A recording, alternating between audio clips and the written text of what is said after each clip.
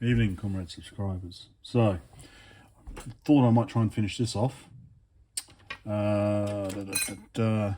So, there's two issues with this. The way I've got this header in that at the moment is, well, I did have it all the way over 90 degrees, but as you can see there, that there's a screw hole, and that screw hole matches up to that one there. So I've got a screw hole there and a screw hole there, where you can see already kind of it's blocking it. So yeah, it's a bit do it like this.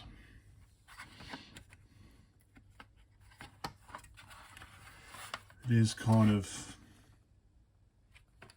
actually no, it's this one here that's causing the problem. Yeah, so it kind of fits like that, I think.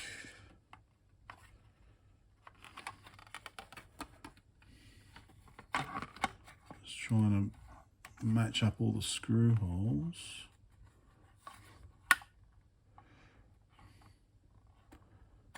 Like that. Okay, so I like that really, by the looks of it.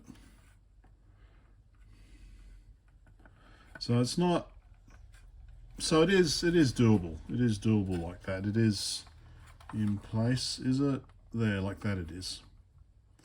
I think, yeah, like that.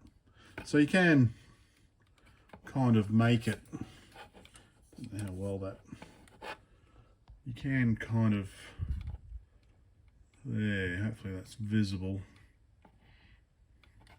So instead of doing it like that, there is one other issue I've noticed, and it's the switching regulator. That's why I normally like to put them in like that, but I don't have any of those, so I'm just going to convert this one just to straight 5 volts. So what I did on this one, so I wonder if that one would be better. So this one was just a straight vertical. It's just straight vertical. I'm not finished mucking around with this one yet. This one,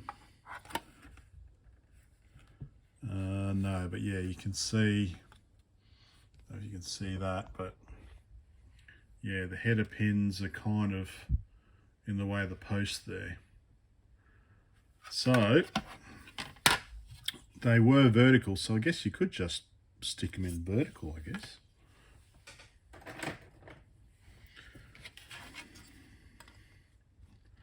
They were vertical when I put them in. How does that work?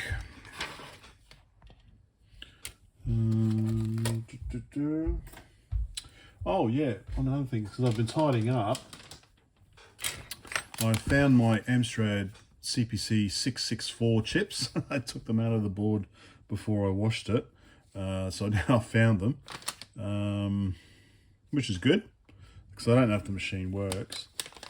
And I found the chips that I ordered to upgrade the Amstrad CPC 464 Plus to a 6128 Plus. Basically, they use the same board, motherboard. So I've got some RAM, Zilog floppy disk controller, and another chip there. And I think this Yamaha Y9958, I think I got that for the Omega MSX. Anyway, so let's take this off. Let's just see if vertical is a bit better. Otherwise, what we can do is we can just solder the wires in. It's still reversible. It's just, you know, you just got to touch the soldering line and pull the wire out. That's all you have to do. But I don't understand this whole reversible, why people are so obsessed with it being reversible. Yeah, maybe you want to run the machine on only 1K, I don't know. So that's kind of how I had it originally, and then I just bent it over a bit. But let's have a look. We stick it on the case again.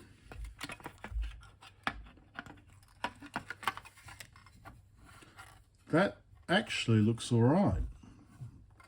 If I have it in like that. There's a screw hole there, screw hole there. Yeah, that actually looks all right. Looks like there's just enough space in there that you can just mount it vertically like that. So that seems to be the solution. So I will, what I do, because this was actually just a right angle, it wasn't a vertical header, so should I just desolder this and stick in, because it looks like it's going to be a bit, looks like it's a bit longer actually, doesn't it?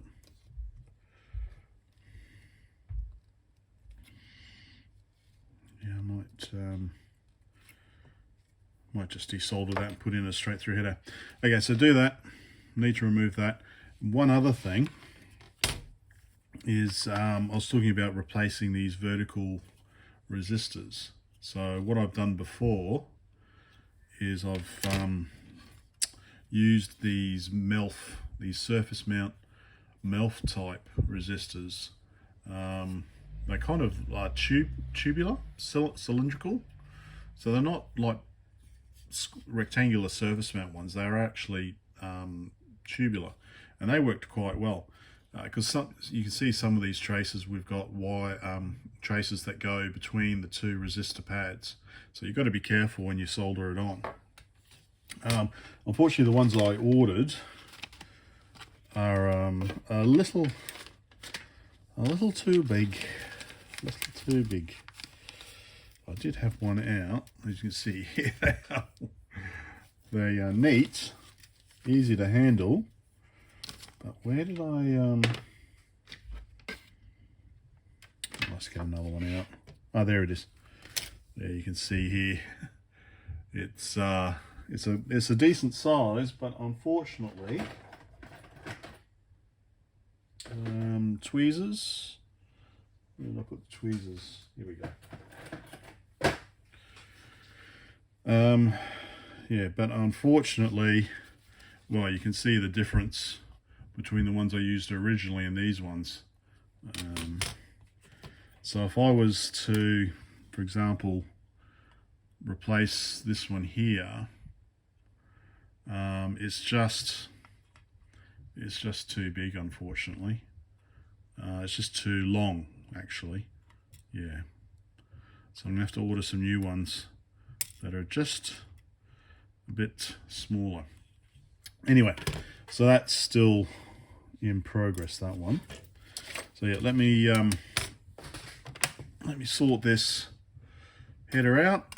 Let me remove this, convert this to 5 volts. And then this one's kind of ready. Like I said, I did this one ages ago.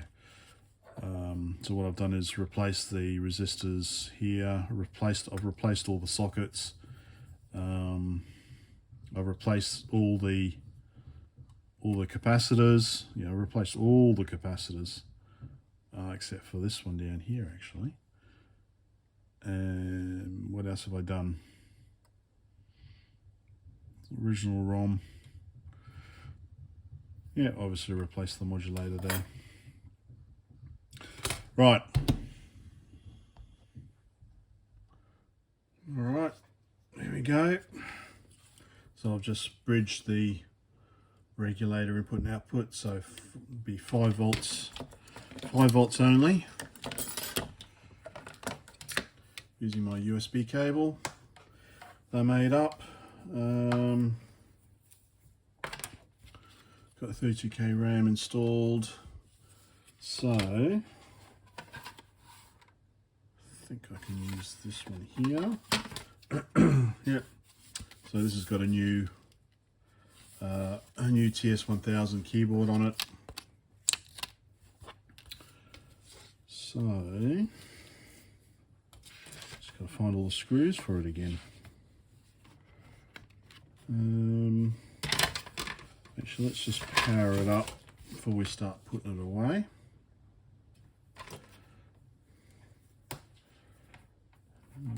Plug that into power there.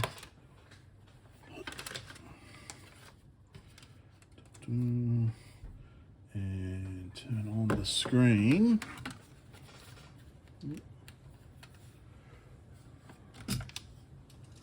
Okay,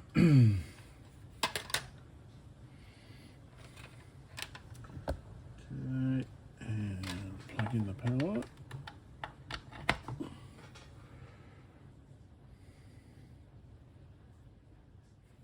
Thinking about it.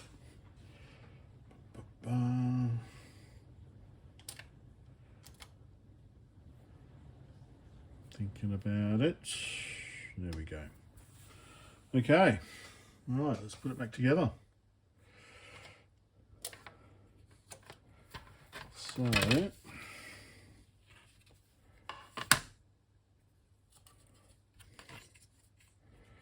in there.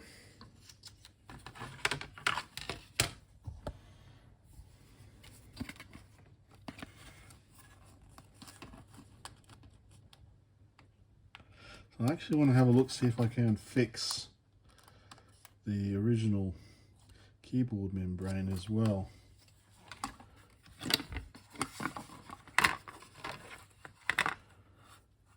Okay, so we don't have the issue with the regulator there anymore. So for futures, I want to have a fiddle with the ROM as well. So this is socketed there, and that doesn't give you much space. Okay, how do we want to do this? We want to go like that, or are we going like that? We go like that.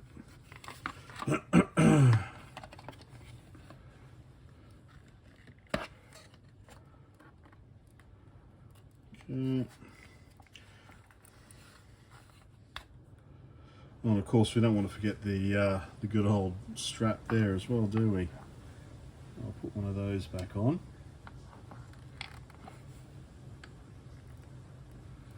Yeah, I think that's all fitting. Actually, there looks like there is enough room there for the ROM, so yeah. Anyway. Okay. Find that strap for the FCC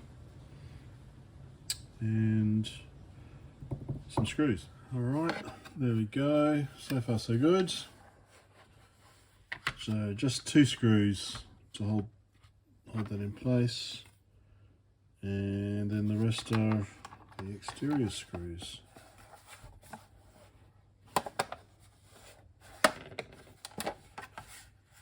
Okay. There we go. I haven't put the feet back on yet. Otherwise, ready to test. So let's load some software. I'm going to do it the old-fashioned way because obviously I want to test the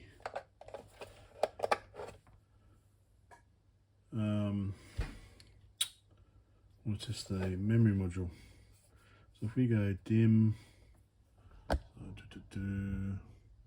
dim A, shift function, no, shift delete, shift, so was it 4,000, 3,000, was that it? That tests 16K, doesn't it? So that works. Okay, let me find my cable, turn on my Mac, and see if I can load something in. Okay, so I've got a 16K program apparently called Boulder Logic, or I've got 3D Monster Maze as WAV files ready to go. Now I believe if I just play it straight, it's going to be too loud, so I'm going to have to, we're going to load. Okay, if I press play here, yeah, Yeah, see, that's just overloaded it. Okay, so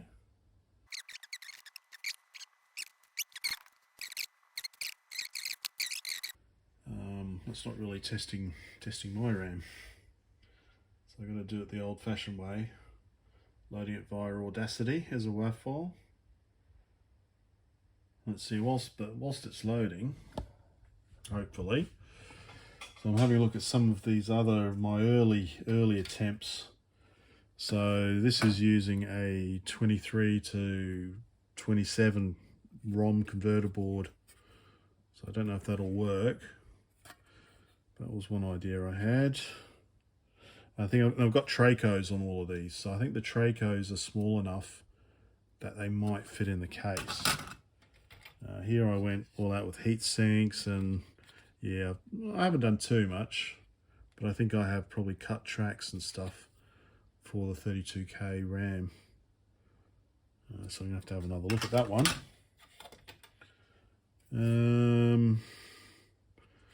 This one, okay, I've replaced the sockets. So I'm not sure. Don't know if I've cut tracks yet or not for the 32K RAM. So yeah, I've got a few to go through.